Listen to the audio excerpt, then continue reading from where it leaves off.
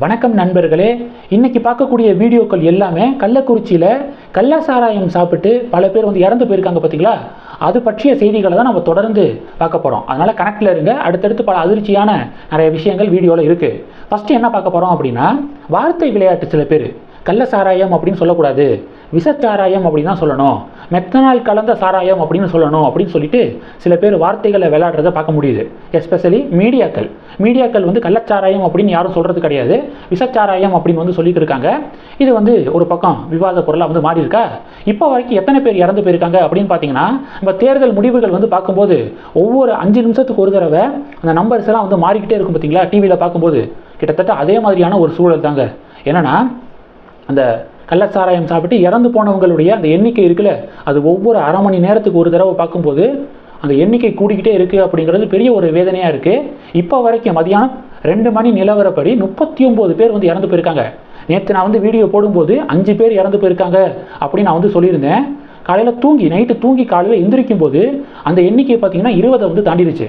காலையிலேருந்து இப்போ வரைக்கும் மதியானம் வரைக்கும் அடுத்த ஒரு 10 பேர் 15 பேருக்கு மேலே இறந்து போயிருக்காங்க. டோட்டலாக இப்போ வரைக்கும் பார்த்தீங்கன்னா 39 பேர் இறந்து போயிருக்காங்க அப்படிங்கிறத பார்க்குறோம்.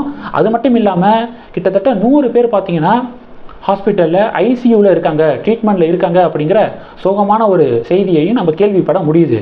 இப்போது தமிழக அரசாங்கம் பார்த்தீங்கன்னா என்ன நடவடிக்கை எடுத்திருக்காங்கன்னா, கள்ளக்குறிச்சியுடைய எஸ்பி இருக்காங்க பார்த்தீங்களா, எஸ்பியை சஸ்பெண்ட் பண்ணியிருக்காங்க. புதிய எஸ்பி நியமனம் செய்யப்பட்டிருக்காங்க அப்படிங்கிறத பார்க்குறோம். ஒன்று. ரெண்டாவது, கள்ளக்குறிச்சியுடைய மாவட்ட ஆட்சியர் பணியிட மாற்றம் செய்யப்பட்டிருக்காங்க, டிரான்ஸ்ஃபர் செய்யப்பட்டிருக்காங்க அப்படிங்கிறத பார்க்குறோம். அப்போ கள்ளக்குறிச்சிக்கு புதிய மாவட்ட ஆட்சித்தலைவர் மற்றும் புதிய எஸ்பி நியமனம் செய்யப்பட்டிருக்காங்க அப்படிங்கிறது லேட்டஸ்ட்டாக தகவல். 2. மூணாவது என்ன அப்படின்னா, இப்போ வரைக்கும் 10 பேர் கைது செய்யப்பட்டிருக்காங்க இந்த வழக்கில் அப்படிங்கிற அப்டேட்டை பார்க்குறோம். கள்ள சாராயத்தை விற்றவங்க, ஏஜென்ட்ஸு, இது மாதிரி 10 பேர் கைது செய்யப்பட்டிருக்காங்க.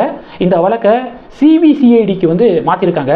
சிபிசிஐடியுடைய விசாரணை அதிகாரியாக ஏடிஎஸ்பி கோமதி அவர்கள் நியமனம் செய்யப்பட்டிருக்காங்க அப்படிங்கிற நிறைய அப்டேட்ஸை நம்ம பார்க்க முடியுது. இப்போது தமிழக பாஜகவுடைய மாநில தலைவர் கள்ளக்குறிச்சி கொஞ்சம் நேரத்துக்கு முன்னாடி போயிருக்காரு.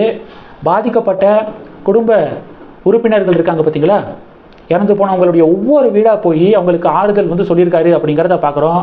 அது மட்டும் இல்லாமல் அதிமுகவுடைய பொதுச் செயலாளர் எடப்பாடி பழனிசாமி அவர்களும் கள்ளக்குறிச்சி போய் பாதிக்கப்பட்டவர்களுக்கு உடல் நலத்தை விசாரித்து இறந்து போனவங்களுடைய குடும்பம் இருக்குது பார்த்தீங்களா, அவங்களுக்கு ஆறுதல் சொல்லியிருக்காரு அப்படிங்கிற செய்தியை கேள்விப்பட முடியுது.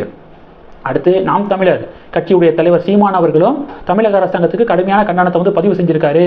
அலட்சிய போக்கு தான் எல்லாமே சொல்லக்கூடிய ஒற்றை வார்த்தை என்ன அப்படின்னா, கவர்மெண்ட்டுடைய அலட்சியம் தான் காரணம், மெத்தன போக்கு தான் காரணம் அப்படின்னு சொல்லிட்டு இப்போ எல்லா அரசியல் கட்சிகளும் திமுக கவர்மெண்ட்டை கடுமையாக விமர்சனம் பண்ணுறதை பார்க்க முடியுது. கொஞ்ச நேரத்துக்கு முன்னாடி தமிழக வெற்றி கழகம் அப்படின்னு ஒரு கட்சி ஆரம்பிச்சிருக்காரு பார்த்தீங்களா, விஜய் இருக்கார்ல, நடிகர் விஜய், அவரும் திமுக அரசாங்கத்தை கடுமையாக விமர்சனம் பண்ணியிருக்காரு. திமுக அரசாங்கத்துடைய நிர்வாக தோல்வி, அலட்சிய போக்கு தான் காரணம் அப்படின்னு சொல்லிட்டு இப்போ விஜய் அவர்களும் ஒரு அறிக்கையை ரிலீஸ் பண்ணியிருக்காரு அப்படிங்கிறத நம்ம பார்க்க முடியுதுங்க. இப்போ அண்ணாமலை என்ன அறிவிச்சிருக்காரு அப்படின்னா, ஜூன் 22ஆம் தேதி தமிழகம் முழுவதும் போராட்டம் நடத்தப்படும். தமிழக அரசாங்கத்தை கண்டித்து ப்ராப்பராக இதுக்கு ஆக்ஷன் எடுக்கலை. போன வருஷமே விழுப்புரம் பகுதியில் 20க்கும் மேற்பட்டோர் கள்ளச்சாராயம் சாப்பிட்டு இறந்து போனாங்க. அப்போவே ப்ராப்பரான ஆக்ஷன் எடுத்திருந்தா இப்போ இது மாதிரியான சம்பவம் நடந்திருக்காது. ஏன் ஆக்ஷன் எடுக்கலை? இதை சொல்லி திமுக அரசாங்கத்தை கண்டித்து 22ஆம் தேதி மாநிலம் ஃபுல்லாக போராட்டத்தை நடத்த போகிறோம் அப்படின்னு தமிழக பாஜகவுடைய மாநில தலைவர் அண்ணாமலை அவர்கள் அறிவிச்சிருக்கிறத நம்ம பார்க்குறோம்.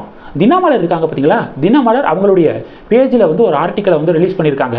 அதில் என்ன தலைப்பு கொடுத்துருக்காங்க அப்படின்னா, முன்னாடியே சொன்ன தினமலர் காவல்துறையுடைய மெத்தன போக்கு அப்படின்னு சொல்லிட்டு தினமலர் ஒரு செய்தியை வெளியிட்டிருக்காங்க.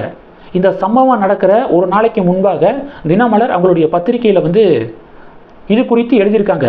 கள்ளக்குறிச்சி மாவட்டம் கல்வராயன் மலை இருக்குது பார்த்தீங்களா, அந்த பகுதிகளில் சட்டவிரோதமாக கள்ளச்சாராயம் காய்ச்சப்படுது. கள்ளச்சாராயம் காய்ச்சி அதை சமவெளிக்கு கொண்டு விற்பனை செய்யப்படுது அப்படின்னு தினமலர் இந்த சம்பவம் நடக்கிறதுக்கு 2 நாளைக்கு முன்னாடியே ஆர்டிக்கல் நாங்கள் ரிலீஸ் பண்ணியிருக்கோம்.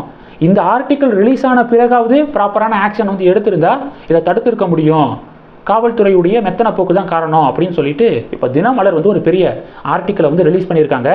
இன்னொரு செய்தியையும் கேள்விப்பட முடிஞ்சிச்சு. இந்த கள்ளச்சாராயம் சாப்பிட்டு சிகிச்சைக்கு பயந்துக்கிட்டு சில பேர்லாம் வீட்டுக்குள்ளேயே இருந்திருக்காங்க. கிட்டத்தட்ட 30க்கும் மேற்பட்டோர் வீட்டிலே இருந்திருக்காங்க சிகிச்சைக்கு பயந்துட்டு. அதை வந்து கண்டுபிடிச்சு மருத்துவ குழு என்ன பண்ணியிருக்காங்கன்னா வீடு வீடாக போய் சோதனை பண்ணி அந்த வீட்டிலேயே ஒளிஞ்சுக்கிட்ட நிறைய பேரை மீட்டு அவங்களுக்கு ட்ரீட்மெண்ட் கொடுத்துக்கிருக்காங்க அப்படிங்கிற செய்தியையும் நம்ம கேள்விப்பட முடியுது.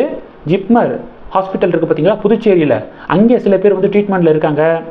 சேலம் மருத்துவமனை, விழுப்புரம் ஜிஹெச், கள்ளக்குறிச்சி ஜிஹெச், இந்த 4 இடங்களில் பாதிக்கப்பட்டவர்கள் இப்போ ட்ரீட்மெண்ட்டில் இருக்காங்க அப்படிங்கிறத பார்க்குறோம். கூடிய விரைவாக அவங்க வந்து நலம் பெறணும் அப்படின்னு சொல்லிட்டு வேண்டிக்கிட்டு இந்த வீடியோ வந்து முடிக்கிறேன். தொடர்ந்து கனெக்டில் இருங்க. அடுத்தடுத்து நிறையா வீடியோக்கள் வந்து இருக்குது. நன்றி. ஜெய் ஹிந்த்.